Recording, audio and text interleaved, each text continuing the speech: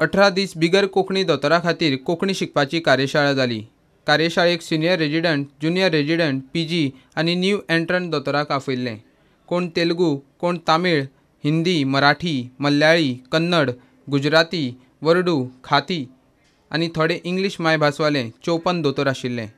कोणाक कितली कोंकणी कळटा पळोवंक गेल्यार भानगड नाका म्हूण दोतोरांनी कॅमेरा मुखाल्ल्यान कुस मारली। तातूंत महाराष्ट्राच्या दोगा दोतोरांनी धाडस केलें। ही कार्यावळ आमकां भरपूर उपयोगाक आली। ह्या कार्यावळीन आमी जे कोंकणीन शिकले ते आमी आमच्या पेशंटा खातीर वापरूं शकता। तांकां समजपाक आनी तेंच्या कडेन उलोवपाक आमकां आतां बरें जातले।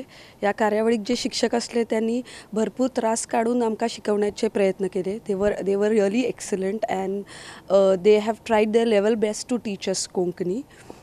आता म्हाका दिसता की हांव ह्या कार्यावळी अटेंड करून बऱ्या भाशेन कोंकणी उलोवंक शकता।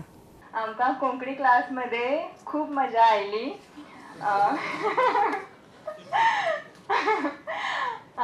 तुम्ही हांगा कोंकणी क्लास घेतल्या बद्दल धन्यवाद। आमकां कोंकणी शिकपाक मेळ्ळी।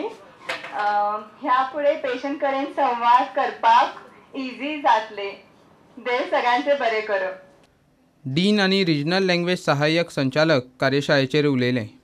आमच्या कॉलेजीक 50% पदव्युत्तर विद्यार्थी अखिल भारतीय कोटांतल्यान येतात आनी तांकां ते वेगवेगळ्या राज्यांतल्यान आयिल्ल्या कारणान तांकां कोंकणी भाशा उलोवपाक खूब त्रास जातात आनी ताका लागून पेशंटा कडेन उलयता आसतना कम्युनिकेशन करता आसतना तांकां खूब डिफिकल्टीज येतात। हो मुद्दो लक्षांत घेवन आमी मुद्दम म्हज्या मनाक असो विचार आयलो की एक कोंकणी भाशेचो कोर्स जर आमी हांगा सुरवात केलो आमच्या कॉलेजीक जाल्यार ह्या सगळ्या विद्यार्थ्यांक खूब फायदो जातलो आनी तातूंत पेशंट कॅरय आमचें इम्प्रूव जातलें।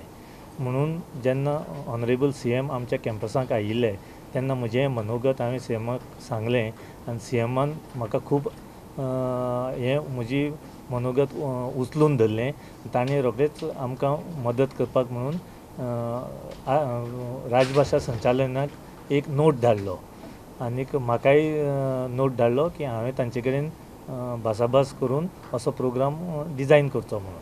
राजभास संचालनालयान हो नॉन कोंकणी डॉक्टरां खातीर ही कार्यावळ आयोजीत केल्ली। हें वर्कशॉप आमचें 17 जुलयच्यान सुरू जाल्लें आनी आयज आमचें सोंपता। सुमार 18 दीस आमी ही कार्यावळ राबयली। हातूंत सुमार 54 दोतोरांनी वांटो घेतलो आनी सुमार 43 दोतोर हे पुरायपणान तयार जावन ते आयज पेशंटा कडेन पुराय तरेन कोंकणीन उलयतात।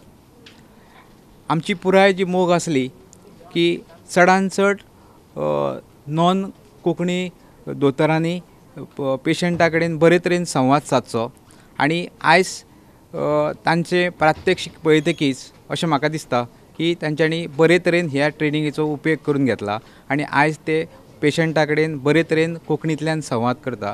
आयज पेशंट तांकां जें सांगता तें तांकां आतां कळपाक लागलां आनी एक गोंय सरकाराची बऱ्या येवजणेचो हो लाव घेतला।